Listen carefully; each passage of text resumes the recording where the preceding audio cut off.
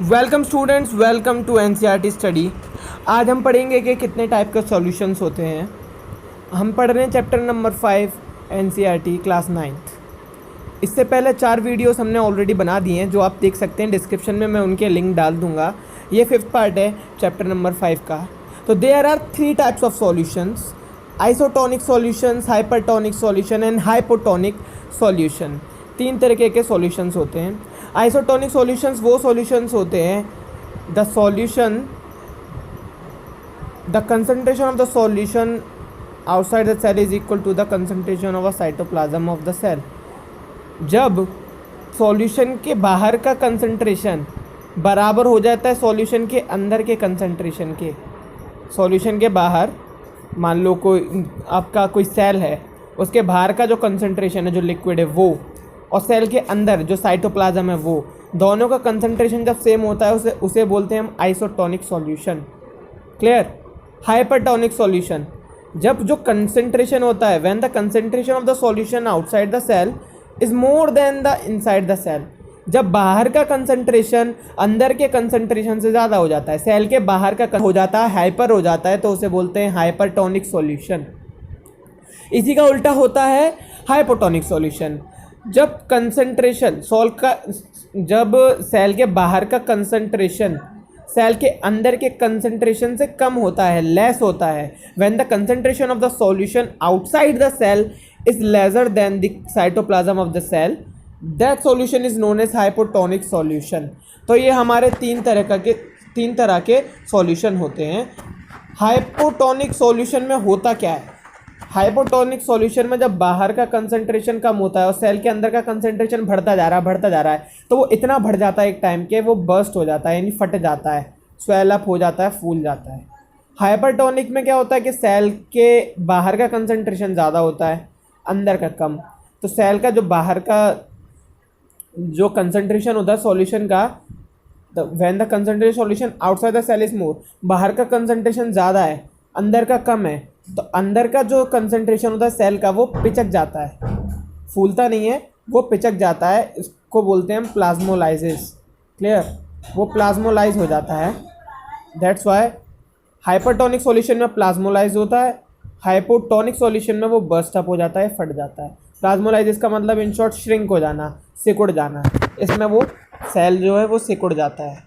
अब हम देखेंगे कि कैसे दिखते हैं हाइपरटोनिक सॉल्यूशन, हाइपोटोनिक सॉल्यूशन। ये देखो इस फिगर में ये है हाइपरटोनिक सॉल्यूशन, यानी बाहर का जो कंसंट्रेशन है वो बहुत ज़्यादा है, तो जो अपना सेल है वो सेल क्या कर रहा है, फट गया है। इसमें हमारा सेल फट गया है, प्लाज्मोलाइसिस हो गई है। इसमें ये फटा नहीं है, आई मीन सिकुड़ गया है। ये फटता तो हमारा हाइपोटोनिक में, इसमें सिकुड़ गया है, श्रिंक हो गया है। क्लियर? आइसोटोनिक सॉल्यूशन में ऐसा कुछ नहीं होता। आइसोटोनिक सॉल्यूशन में एज इट इज़ आप देख सकते हैं सेल बराबर रहता है, इसमें कोई प्रॉब्लम नहीं आती। हाइपोटोनिक सॉल्यूशन में सेल फट जाता है। ये देख रहे हैं आप, ये फटा हुआ सेल है, हेयर सेल फट जाता है हाइपोटोनिक सॉल्यूशन में। तो ये 3 चीज़ आपको याद रखनी है कि इसमें क्या होता है। क्लियर? आगे देखते हैं सेल वॉल क्या होती है। It is the outer most covering of plant cell. क्या होती है ये? आउटर मोस्ट कवरिंग होती है प्लांट सेल के, बाहर ही कवर होता है सेल वॉल। सबसे बाहर का जो कवरिंग होती है वो सेल वॉल होती है किसी प्लांट सेल में, not in animal cell. I repeat again, it is absent in animal cell. Animal cells में तो पाई ही नहीं जाती, ये एब्सेंट होती है। किसमें? एनिमल सेल्स में ये एब्सेंट होती है। और क्या है कि सेल वॉल कैसी होती है? रिजिड यानी मजबूत, मतलब सुडोल। स्ट्रॉन्ग यानी सख्त, रिजिड यानी सख्त, स्ट्रॉन्ग यानी मजबूत, थिक मोटा। पोरस का मतलब इसमें छेद होते हैं, एंड नॉन लिविंग होती है। It is made up of cellulose and hemi cellulose. किससे मिलके बनी रहती है हमारी सेल वॉल?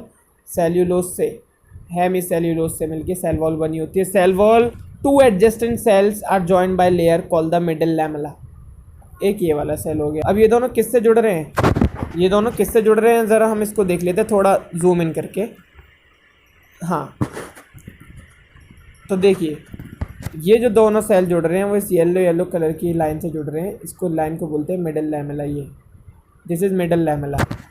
क्लियर? आगे चलते हैं। आप देख सकते हैं प्राइमरी वॉल सबसे आउटर वॉल है, सेकेंडरी वॉल उसके बाद आती है, प्लाज्मा मेम्ब्रेन आती है थर्ड नंबर पे। प्लाज्मा मेम्ब्रेन के बारे में मैंने आपको पहले ही पढ़ा दिया है इससे पहली वाली वीडियो में। तो प्लाज्मा मेम्ब्रेन एनिमल और प्लांट सेल दोनों में पाई जाती है, बस सेल वॉल पाई जाती है तुम्हारी प्लांट सेल्स में। क्लियर। हम पढ़ रहे हैं fundamental unit of life, chapter number 5 NCERT। Cell wall के फंक्शंस पे डिस्कस कर लेते हैं। What are the functions of cell wall. Cell wall के फंक्शंस क्या हैं? It provides definite shape to the cell, ये सेल को शेप देती है। It provide strength to the cell, ये सेल को स्ट्रेंथ देती है, ताकत देती है। It is a permeable and allows entry of molecules of different size, ये परमिएबल होती है नेचर में, इसमें से मॉलिक्यूल्स की एंट्री को ये अलाउ करती है अंदर बाहर जाने के लिए। It has the characteristics of repair and regeneration, ये अपने आप को रिपेयर कर लेती है, रीजनरेट कर लेती है। रिपेयर मतलब कोई इसमें टूट फूट हुई उसको जोड़ लेती है और वापस रीजनरेट कर लेती है। क्लियर। आगे देखते हैं। अब हम आते हैं न्यूक्लियस पे। तो ये न्यूक्लियस का डायग्राम है, not so important for your class, but yeah these are some important points regarding to nucleus. Let's discuss on these points. ये जो इम्पोर्टेंट पॉइंट्स हैं हम इनको डिस्कस कर लेते हैं। Clear. Nucleus is the most important cell organelle which directs control all its cellular activities, ये एक सबसे इम्पॉर्टेंट सेल ऑर्गेनली है जो सेल की सारी एक्टिविटीज़ है उनको डायरेक्शन देती है और कंट्रोल करती है। इसको क्या बोलते हैं? न्यूक्लियस का दूसरा नाम है हेडक्वार्टर ऑफ द सेल। किसके द्वारा ढूंढी गई थी? रॉबर्ट ब्राउन ने ढूंढा था न्यूक्लियस को 1931 में। In eukaryotes a well defined nucleus is present while in prokaryotes a well defined nucleus is absent। तो न्यूक्लियस किस में पाया जाता है? ओनली इन यूकैरियोट्स में, यूकैरियोटिक सेल्स में पाया जाता है nucleus, not in prokaryotic cells. The difference between eukaryote and prokaryote I already discussed, ये मैंने डिस्कस कर रखा है। Prokaryotes contain a primitive nucleus, prokaryote में ऐसा न्यूक्लियस पाया जाता है जो प्रिमिटिव इन नेचर होता है। It has double layer covering called nuclear membrane, इस पर डबल लेयर कवरिंग होती है यानी दोहरी कवरिंग पाई जाती है जिसे न्यूक्लियर मेम्ब्रेन बोलते हैं। प्लाज्मा मेम्ब्रेन सेल की कवरिंग है और न्यूक्लियर मेम्ब्रेन न्यूक्लियस की कवरिंग है। Nuclear membrane has pores which regulate the movement of materials in and out of the cell. अब ये परमिएबल नेचर की होती है यानी इसमें पोर्स पाए जाते हैं, छेद पाए जाते हैं। ठीक है। Besides nuclear membrane, nucleus also contains nucleolus and chromatin material and the substance field inside the nucleus is called nucleolus. Nucleus के अंदर जो भी सब्सटेंस फिल रहता है उसे हम न्यूक्लियोलस बोलते हैं। ठीक है। तो न्यूक्लियस में क्या क्या पाया जाता है? क्रोमैटिन, न्यूक्लियोस और न्यूक्लियर मेम्ब्रेन। क्रोमोसोम्स और chromatin material consist of DNA. Chromatin क्या होता है? क्रोमैटिन क्रोमोसोम्स का ही दूसरा नाम है। इसमें डीएनए पाया जाता है। डीएनए क्या करता है? हमारी हेरिडेटरी कैरेक्टर्स को स्टोर करके रखता है और वो ट्रांसमिट करता है from parents to their offsprings, यानी माँ बाप से बच्चों में ट्रांसफ़र करता है हमारी हेरिडेटरी कैरेक्टर्स, यानी हमारे माँ बाप के जो फीचर्स हैं उनसे रिलेटेड फीचर्स हमारे अंदर आते हैं। ठीक है।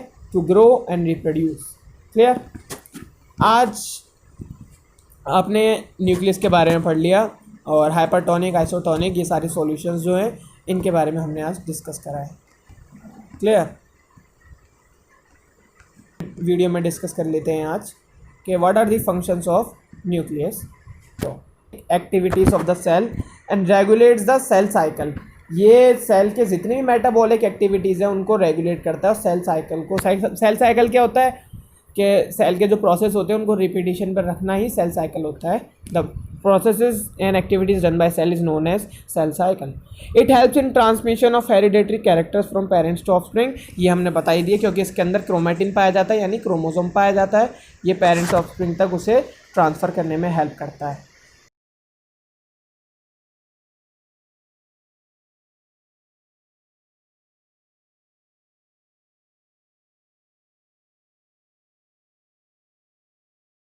हम डिस्कस कर रहे हैं यहाँ पे साइटोप्लाज्म के बारे में। क्लियर। साइटोप्लाज्म की खोज कॉली करने की थी। साइटोप्लाज्म को ही बोलते हैं बायोसिंथेटिक एंड कैटाबॉलिक पाथवे की site. It can be divided into two parts, दो पार्ट में डिवाइडेड है, साइटोसोल और सेल ऑर्गेनली। साइटोसोल क्या है? Aqueous soluble part containing various fibres proteins forming cytoskeleton. Not so important, but इतना ये cytosol के अंदर फाइबर्स प्रोटीन्स पाए जाते हैं और ये एक्वस फॉर्म में होती है। सेल ऑर्गेनेल्स क्या होते हैं? सेल के ऑर्गन्स, जो मैंने आपको पहले बताया है। और ये साइटोप्लाज्म पाया किस में जाता है? ये पाया जाता है हमारे सेल के अंदर। Okay, living part of the cells having definite shape, structure, function of bounded by plasma membrane. Cell organelles मैं आपको पहले बता चुका हूँ क्या होती है, सेल के ऑर्गन्स होते हैं। तो आज हमने न्यूक्लियस और साइटोप्लाज्म भी डिस्कस कर लिया है। होप आपको वीडियो समझ में आई होगी, अंडरस्टैंड कर लिया आपने, वेरी गुड। पसंद आए तो लाइक करिए, कमेंट कीजिए, अपने जो भी डाउट्स हैं शेयर कीजिए अपने फ्रेंड्स एंड फैमिली के साथ। Please don't forget to subscribe this channel and press the bell icon. Thank you and have a nice day.